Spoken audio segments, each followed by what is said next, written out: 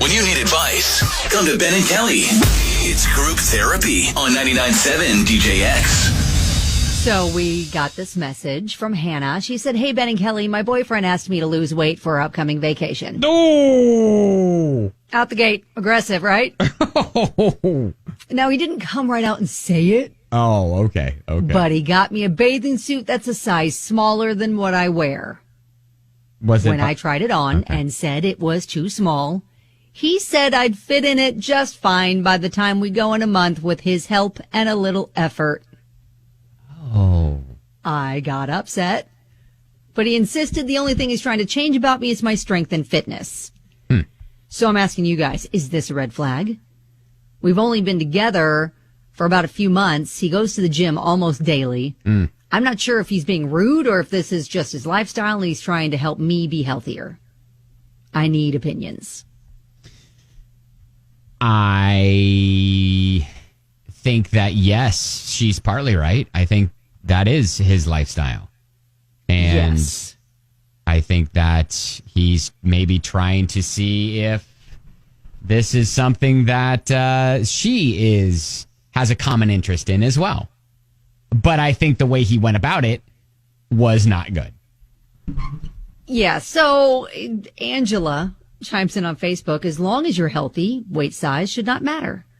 That being said, and she posts a little gif, when feasible, one should always eat the rude. Now, Lex tweets us and says, nah, he's encouraging her. He's not really calling her fat or anything. So seeing that from that point of view of maybe it's all in how you package everything, right? Yes. Jessica's kind of agreeing, like, if he's a gym rat, he may actually have not meant anything negative by it. He probably has gym goals in his head for him all the time. So in his mind, he may just be thinking that, if you go with him to the gym because, he loves to work out and wants to spend more time with you, then the way you look at things makes all the difference. Okay, so here's something that I think to be on his side just a little bit, because I know that there's a lot of what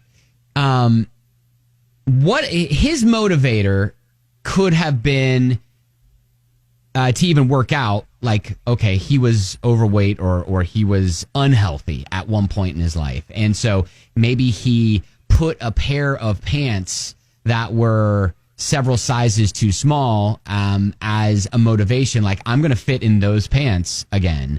And that's my motivation. And so it worked for him. And so all of a sudden now he equates that sort of motivation and healthy living to, all right, she just needs a little motivation. A little motivation. But they're so new. Do we set that motivation for someone else? Okay, or all right. Do we let her decide her motivation? I'd like to hear both sides. And if you've been in this situation, especially, like if you've been the motivator or if you've been the motivatee, let us know your thoughts with this. A better way to go about it. Hannah's new boyfriend got her a bathing suit. It's too small. When she mentioned that to him, he said, you'll fit into it fine by the time we go on vacation in a month. A little work. Yeah, a little effort. So she's kind of like, hey, is this an early indication that it's a red flag, or is his heart in the right place and I just kind of need to move on? Yeah, there were a couple of people that asked some questions like, hey, is this something that you have mentioned to him before? Like, that you were wanting to lose some weight, get in better shape. If so, then maybe in his mind, this is the way to motivate you. Now, others are like, it's weird that he would buy you a swimsuit. And I concur, because that is that's a very personal thing for them. And I think we're pretty picky about that, especially. Like I've been married nearly 16 years. He would never attempt to buy a swimsuit for me.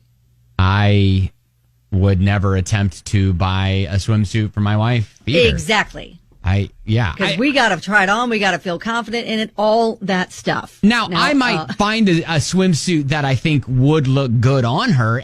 But then I would be like, hey, what do you think of that? This is, maybe take her there and point her and say, hey, I think you'd look good in this. And then let her pick it out, try it on, or, because it's all cut. It's how it looks on you, all that stuff. Exactly. It can look really cute on the hanger, and then when it's on you, it's like, ooh, no, sir. Diana said, what a tool. Buy him a larger size Speedo and say you'd like him to fill that out by the time vacation gets here.